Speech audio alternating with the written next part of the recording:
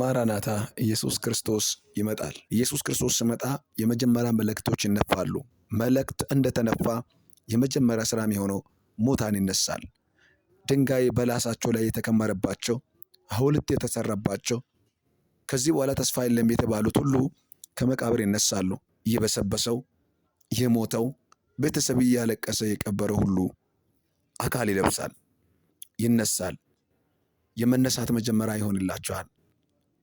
የነገስታት ንጉሥ የሆነው ኢየሱስ ክርስቶስ ከሰማይ ሲያዩ እንደ ሰው ልጅ የእግዚአብሔር ልጅ ኢየሱስ የቀኑ መጨረሻ ሲመጣ ኢየሱስ የእግዚአብሔር ልጅ ሲገለጥ በሕያዋኑ ነው የሚመለከቱት ብቻ ሳይሆን የተቀበሩ